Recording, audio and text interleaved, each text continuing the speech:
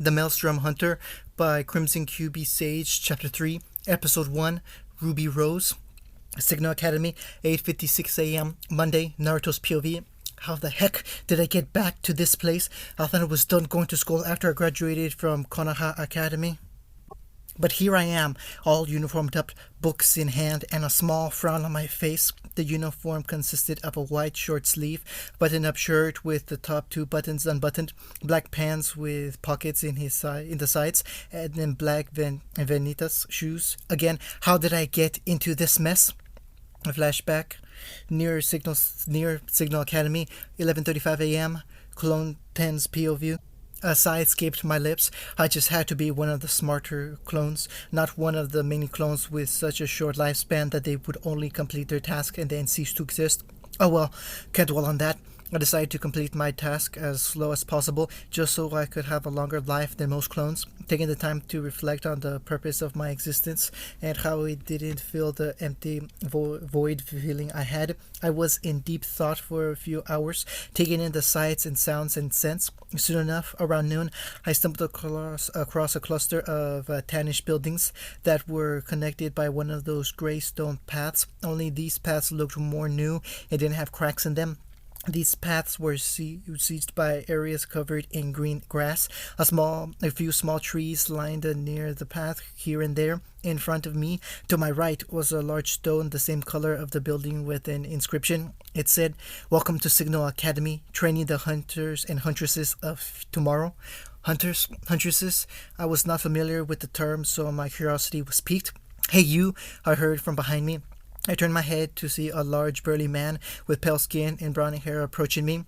His demeanor consisted of a blue bottom-up shirt along with navy blue pants. He had a shining metal item attached above his chest, and a black item, which I had guessed was a radio, attached to his left shoulder.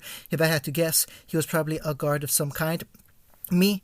I asked, not knowing where this was heading. "Yeah, you. What the heck are you doing out of class?" the man exclaimed. I stated, confused by his statement. "Never mind, you come with me to the principal's office." He cut me off, grabbing me by the arm and pulling me in what was most likely the direction of the principal's office.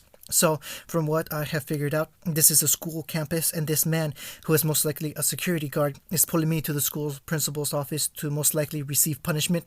Kami, why couldn't I be one of the less troublesome clones? Soon enough, we arrived at the school principal's office. The man who had dragged me here opened the door. Inside the room was quite simple. The walls were a light shade of gray. There was a filing cabinet in both corners of the room, and in the center, a desk made of oak wood rested, and the surface covered by stacks of paper, though none the size of what the Hokage had to deal with. A few pens and a nameplate in the front center of the desk. "Mr. Brown," the security guard started, addressing the man who stood behind the desk. I caught this young hooligan trying to skip class. "Well, Mr. Brown," a middle-aged, slightly balding man with glasses said, "we won't have any of that. What's the student's name?"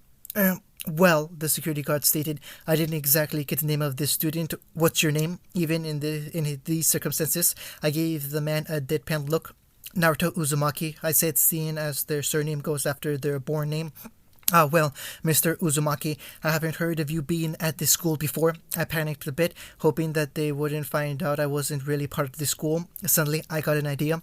"I'm new here," I said, sweating slightly. A small silence graced the room as I awaited my fate. "Well, that explains why," Mr. Brown said. "But that still doesn't explain why you were skipping your classes," the security guard said.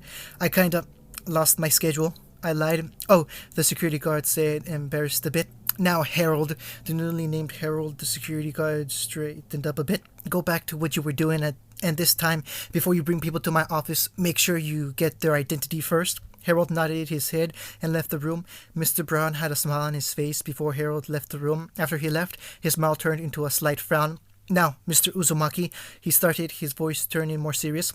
"I don't like it when people lie to me right in front of my face, so tell me exactly who you are." I stared at the man in surprise. He had been able to see right through my lie. "How did you know I was lying?" I asked. "Mr. Uzumaki, I've dealt with a lot of students over the years. I learned to tell when students lie or not." "Well, my name really is Naruto Uzumaki. I'm sort of a runaway," I said. "I left my homeland because of certain circumstances that I'm not willing to say." So you've run away from home. Where exactly is your home?" he asked. Do you have a map? I asked. He nodded his head and brought out a map the size of half the desk. The map itself was simple enough. It had a light brown color, highlighting the land masses in black. Four castle-like icons stood out on the map, most likely indicating areas of civilization. I dragged my finger across the map until it hit the landmass near the bottom center area. Mr. Brown looked surprised at that. Here? I said. Mr. Brown looked between me and the area of the map I had pointed to. There? He asked, unsure about my answer. Yes, I come from a land known by the name of the Elemental Nations, I answered. And you're sure of this? Yes. I lived in an area known as the Elemental Nations. After that, we talked about the Elemental Nations. He asked me about my homeland, and I asked him about this place. I told briefly about chakra and how it worked, and that I was hiding from people who wanted to use me as a weapon. Soon enough, he helped me create a false identity and enrolled me into his school, Signal Academy. I got my class schedule and thanked him for his help, and that was the end of my lifespan. I closed my eyes, accepted my fate, and then everything was black, followed by a blinding white. Flashback end. Signal Academy, 8:59 a.m. Naruto's POV. Students passed by me, wrapping up in their own conversations. I was caught up in my own thoughts when I heard a giggling noise coming from behind me. I turned my head to see a group of girls giggling and blushing at me. Oh, come, not the fangirls. I saw what Sasuke had to go through with them. I almost felt pity for him. Now I'm just sympathetic towards him, which is a first. I felt a shiver go down my spine as one of the girls laughed creepily, joined by the other girls fearing for my life. I used the secret technique, run from the fangirls no jutsu, a technique I had seen Sasuke, Teme, Kakashi, and Karasu Ambu use many times before. Quickly escaping the sight of the girls, I weaved in and out of crowds until I got to a corner and faster than lightning hid behind it. Using my awesome shinobi powers, I sensed around the corner. I comically pointed my head around the corner and looked left and right. Seeing as I wasn't being followed, I sighed in relief. I escaped the horrors known as fangirls. For now, I hear the QB say that wasn't very reassuring, but then again, it's the QB's job to screw with me psychologically. Ignoring the QB, I took a look at my new surroundings. Great, just great. Lost before the first day has even begun. You look lost. You need any help? I hear a feminine voice from behind me. I turn my head to see a girl around my age behind me. She was wearing the girl's school uniform, which consisted of a dark red plaid skirt, a white short-sleeved button-up shirt, and black flat shoes. She had black hair with red streaks and two silver eyes that had a slight gleam in them. Yeah, I'm new to the school, and I may have gotten lost, I said, stretching out the last part. I can show you to your classes, she said. By the way, I'm Ruby. Nice to meet you. Name's Naruto, the #1 hyperactive knucklehead ninja, I said, puffing out my chest in pride. But I thought ninjas were supposed to be stealthy. You didn't look so stealthy back there. My chest, along with a bit of my pride, deflated at that. You saw that? I asked. She just giggled a bit. Maybe, she said, a small smirk plastered on her face. So, can you help me find my class? I asked, changing the subject off of my shenanigans. Sure.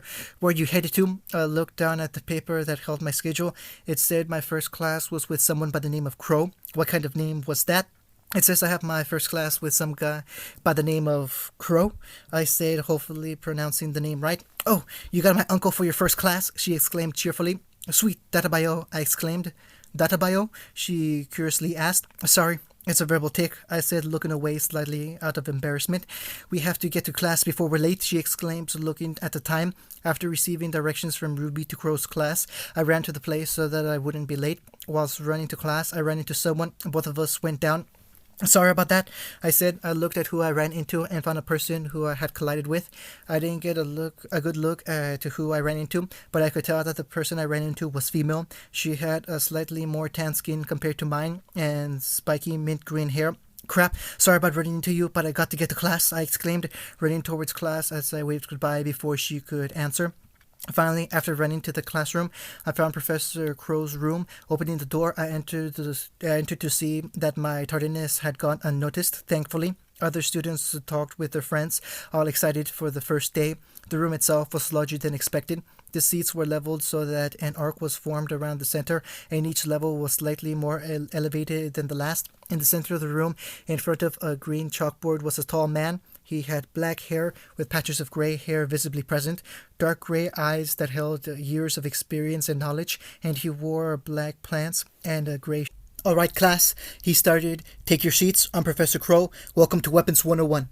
7 hours later, classes were over once that final bell rang. I left the classroom with a speed that would put the Harishan to shame. Groups of people moved together, chatting with one another about classes and their lives. I was walking down the path, minding my own business, when I heard someone call out my name. "Hey, Naruto!" I heard from my left. I turned my head to the source of the voice to see Ruby and another girl standing with her.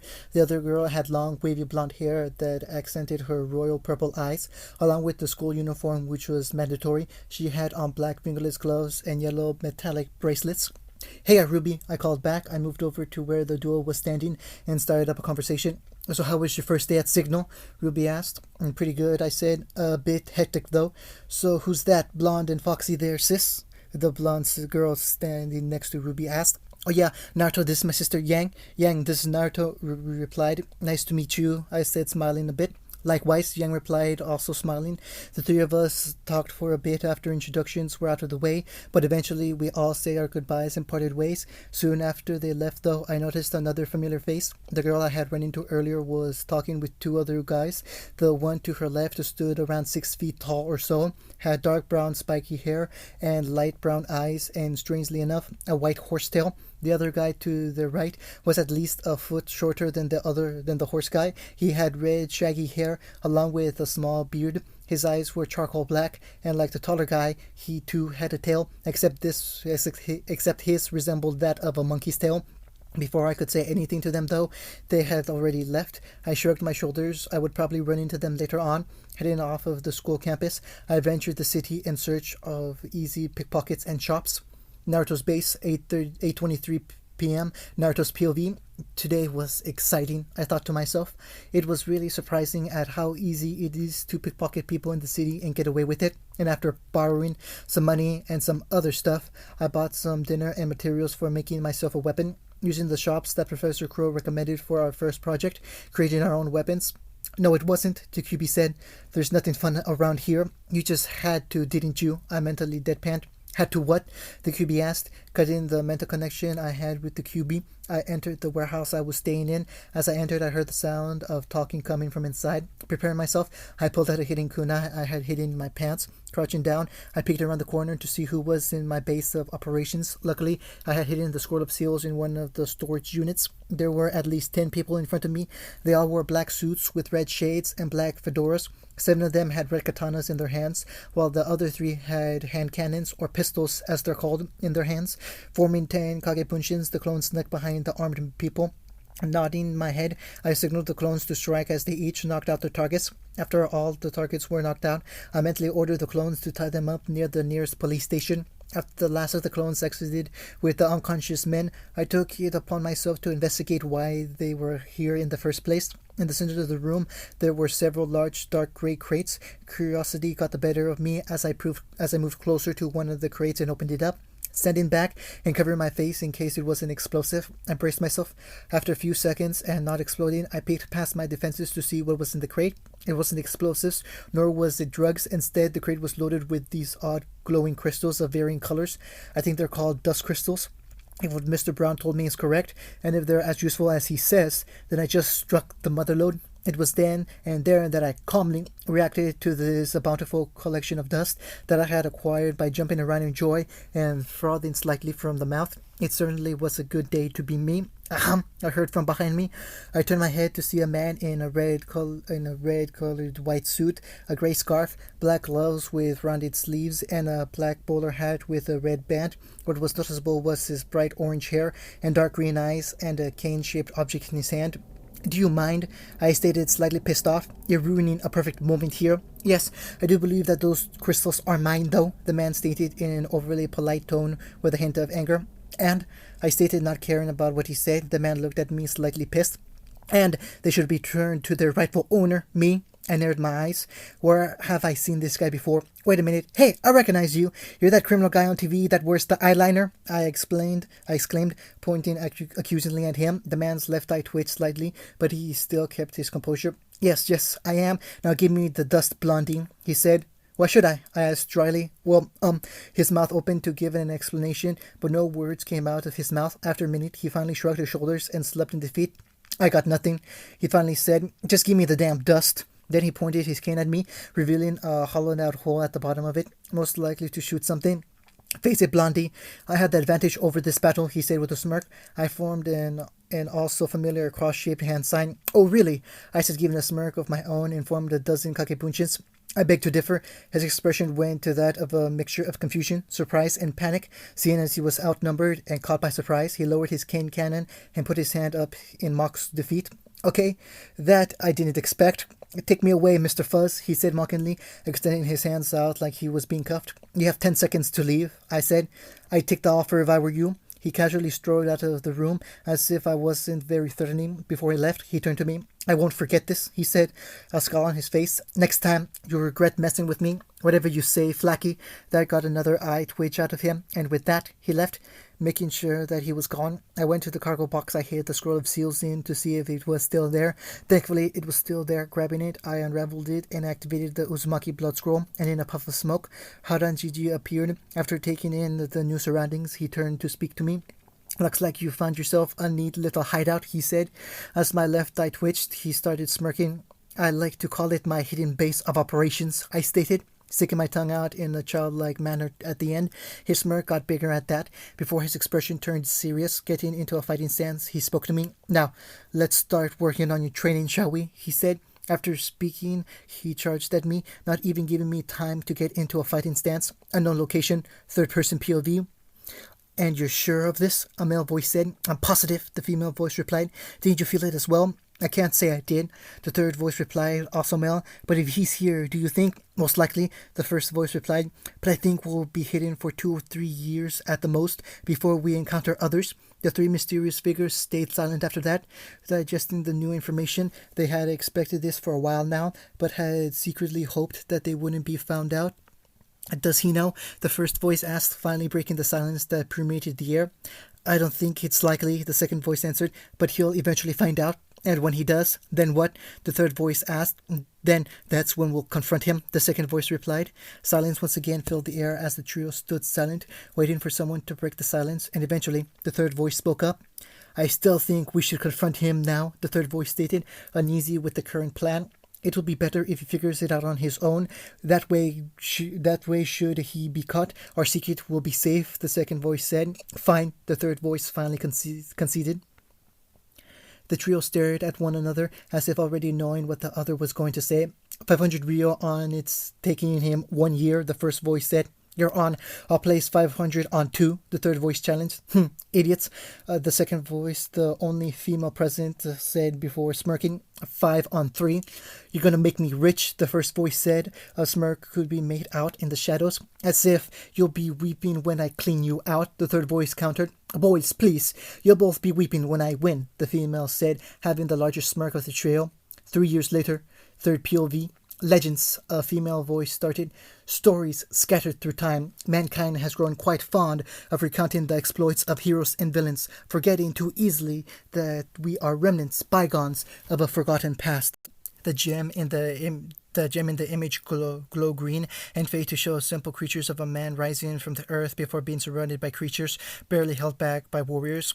Man, born from dust, was strong, wise, and resourceful, but he was born into an unforgiving world, and an inevitable darkness. Creatures of darkness, the creatures of Grimm, set their sights on man and all of his creatures. These forces clashed, and it seemed that darkness was intent on returning man's brief existence to the void. Black sets in, then suddenly lessens as the light grows brightly and brighter until a gem rises from it and lowers itself into the hands of a man. However, even the smallest spark of hope is enough to ignite change, and in time, man's passion, resourcefulness, and ingenuity led them to the tools that would help even the odds. This power was appropriately named Dust. The scene zooms out to show men shooting lightning, raising swords, and aiming rifles at the retreating beast as a castle appears behind them. Nature's wrath in hand, man lit their way through the darkness, and in the shadow's absence came strength, civilization, and most importantly, life. The castle zooms out to show the world map, which houses other buildings until they disappear in flashes of white, and the map is lowered to show the scattering moon over the city at night. But even the most brilliant lights eventually flicker and die, and when they are gone, darkness will return. Roman Torchwick and 14 of his henchmen head down an alleyway from the shadows. They stop behind Roman, who reignites his cigar without touching it, and grins before walking down the road, frightening nearby citizens as they make their way towards the shop from dusk till dawn. So you may prepare your guardians, build your monuments to a so-called free world, but take heed, there will be no victory and strength. Roman and his henchmen enter the store, approaching the shopkeeper, but perhaps victory is in the simpler things that you've long forgotten. A different, more masculine voice says. The image turns black, revealing nothing but a pair of two fireballs, one blue and one red. The two fireballs combine in a counterclock direction, forming a pair of dark purple eyes with four concentrating rings fanning out from the pupils across the scala of both eyes, things that require a smaller, more honest soul. A third voice finished. The two eyes suddenly collided with each other, forming eye contact. As soon as the two eyes became one, the eye changed from dark purple with four rings to crimson red, still retaining its four rings. Only difference being that all the rings except the furthest from the pupil had 3 tomo, making a total of 9 tomo in the eye. Near From Dusk Till Dawn, Naruto's POV.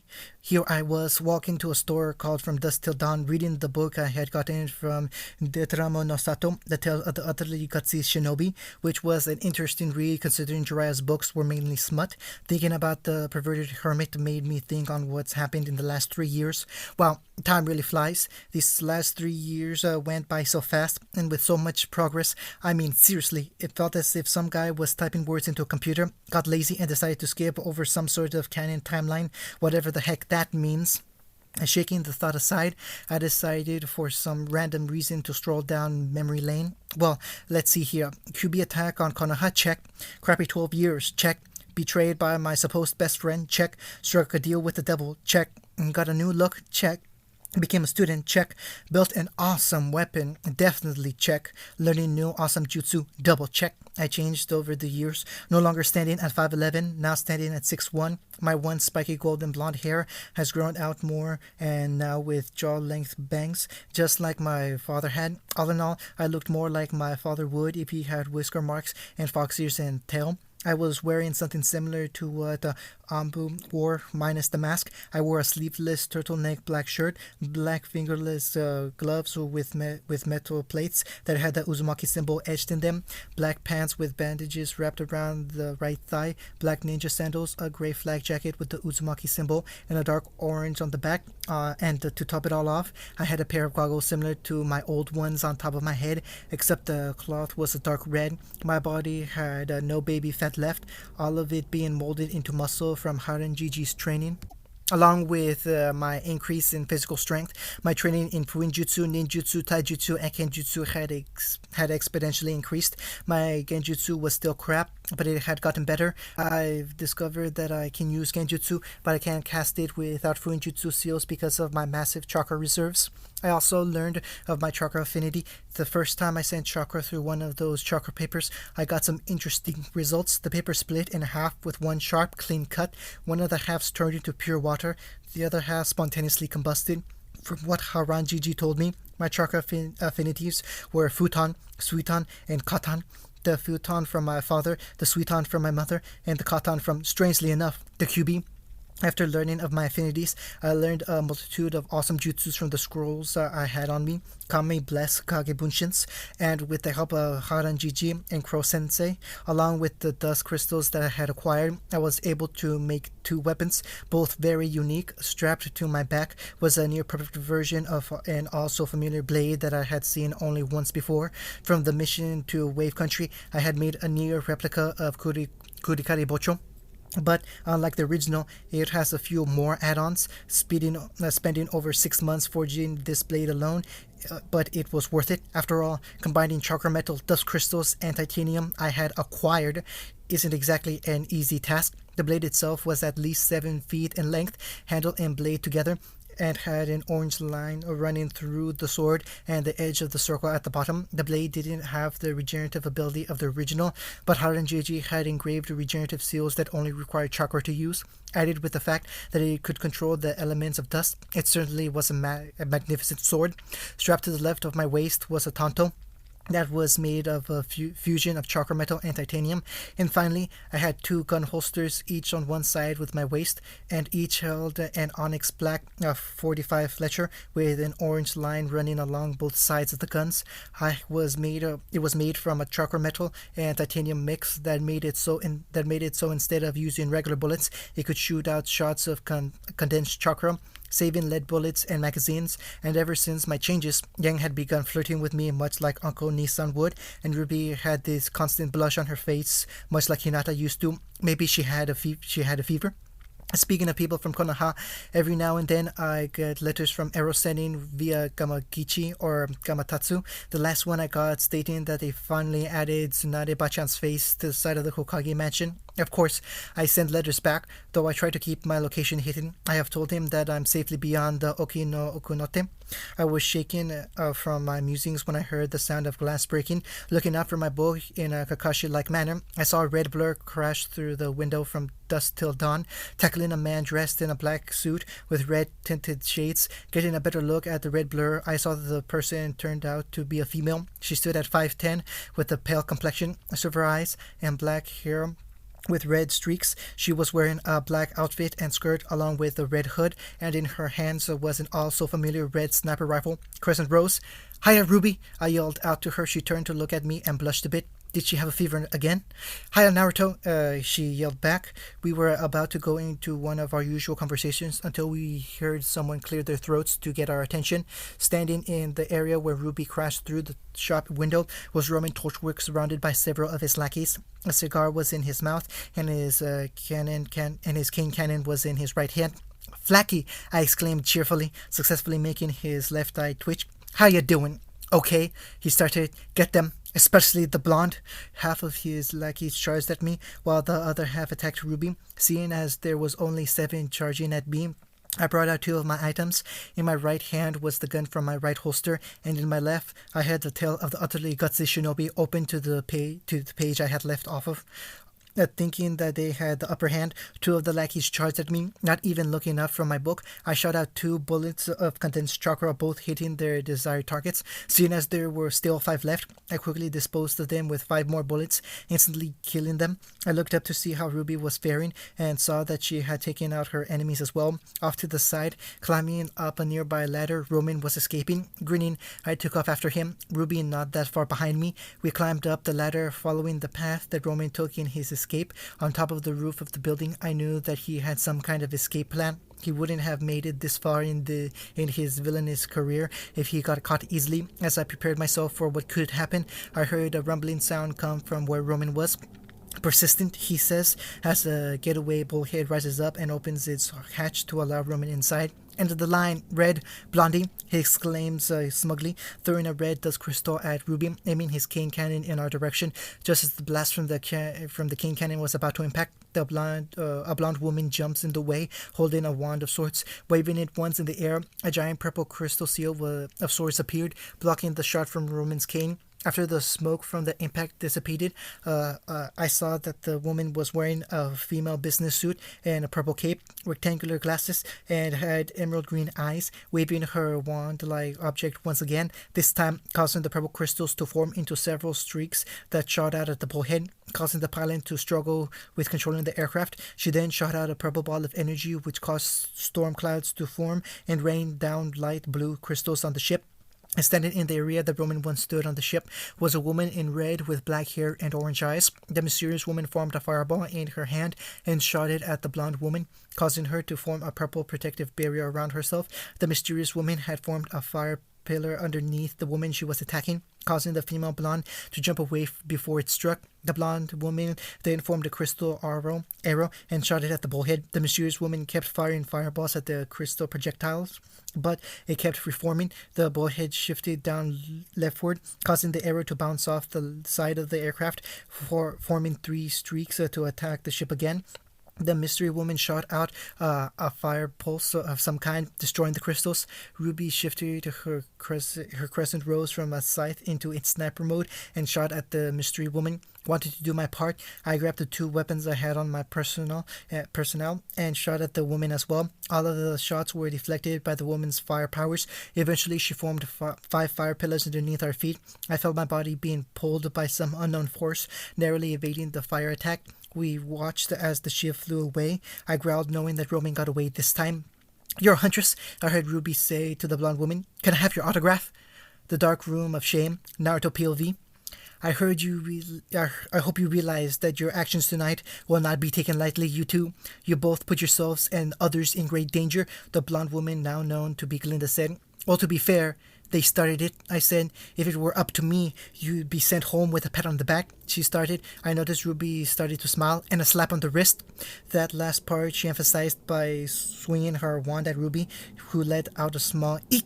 "But," she started, "there's someone here who would like to meet you, both of you." As soon as she finished saying that, she moves out of the way to reveal a man with gray hair, shaded spectacles, a dark gray scarf with a small purple cross-shaped emblem on it, an unzipped black suit, and brown eyes. In his hand, he held a mug and a plate of cookies with a bowl of ramen. "Ruby Rose." The man starts leaning in a bit as he continued to talk. "You have several eyes." Ruby started trying to come up with words. "And you," he said, directed at me. "Naruto Uzumaki. I didn't believe what your file said, but apparently it's true that you have whisker marks." "And?" I asked. "So, where did you learn to do this?" he asks, gesturing to the screen that recorded our fight with Roman. "Signal Academy," Ruby replies. "They taught you to use one of the most dangerous weapons ever designed," he stated, more than asked. "I'm more self-taught," I said. "Well, one teacher in particular," Ruby says. "I see," the man said, placing down the plate with cookies and the bowl of ramen, whilst Ruby tentatively picked up one of the cookies and started to eat them faster than lightning. The bowl of ramen was in my hands, and I was slurping away at the food of the gods. It's just that I've only seen one other scythe wielder of that skill before, a dusty old crow, the man states, after recovering from the surprise of the speed that I ate ramen. Ruby says with a mouthful of cookies. She swallows and wipes her mouth. Embarrassingly, she continues. "Sorry, that's my Uncle Crow. He's a teacher at Signal. I was completely garbage before he took me under his wings, and now I'm like, hawa, haya, hacha." The last part she finished by making karate-style poses and noises. "And what about you?" he asked me. "Lots and lots of trial and error. A few times that one of my things blew up on me. Eventually, I got it down," I said, acting nonchalant. "To the point that you can shoot without having to look at your targets?" he asked. "Yep," I said, popping out the P in the word. "And what are two doing at a school designed to train warriors?" "I'm going to be a hunter," I said. "Well, I want to be a huntress," replied. "You want to slay monsters?" the man asked. "Yeah, I only have 2 more years of training left at Signal, and then I'm going to apply to Beacon," she exclaimed, excitedly, talking faster and faster. "You see, my sister's starting there this year, and she's trying to become a huntress, and I'm trying to become a huntress because I want to help people. My parents always taught us to help others, so I thought, hey, might as well make a career out of it. I mean, the police are alright, but huntsmen and huntresses are just so much more romantic and exciting and cool, and really, gosh, you know." That was followed by a small pause, the man and Glinda analyzing us. After a few seconds, the man spoke again. "Do you know who I am?" he asked. You're Professor Ospen. You're the headmaster at Beacon," Ruby said. The now identified Ospen smiled. "Hello," he said. "Nice to meet you," Ruby says. "Yo," I replied lazily, waving in a Kakashi-like manner. "You two want to come to my school?" he asked. "More than anything," Ruby said. "Sure, sounds exciting," I replied, after exchanging glances with Glinda, who showed a disapproving look, followed by a humph. Ospen turned back to us. "Well, okay," he said. I looked wide-eyed, whilst Ruby looked like she just had hit the jackpot. Aboard the airship to Beacon, Naruto's POV. I said, "Kami, I would never get used to these flying vehicles." It was one thing to fly with chakra, it was another to trust someone else with flying you around in a big thing of metal. I heard the QB laugh at my misery. "Oh, shut up, furball," I mentally said. "At least you aren't at least you aren't the only one who's suffering, it pointed out. I saw a blonde, shaggy-haired man who looked like he wasn't an experienced warrior throw up on Yang's shoes. Gross, gross, gross, gross, gross, I heard Yang exclaim. Get away from me, get away from me, get away from me, get away from me, Ruby exclaimed shortly after Yang's statement. I looked at the ship's window, smiling to myself. Look out, Beacon. The number one hyperactive knucklehead ninja is coming your way, I mentally exclaimed before my motion sickness kicked in again. Ugh, I said, comically falling over with steam coming from my head. Konoha Council, third POV. Now that we're all here, let us begin the meeting, one Danzo Shimura said. I'd like to know what this meeting is about, Inochi Yamanaka stated. I would like to know that as well, said Shikaku Nara. It's about the QB brat, Danzo replied. As soon as the words came out of his mouth, then several civilian side of the council went into one of their self-induced fits of rage. After a minute of their justable complaints, the Hokage shut them up. Shut up! Tsunade exclaimed, thoroughly pissed off. As I was saying, Danzo continued, I think it's time for Konoha to get its jerky back. End of chapter 3.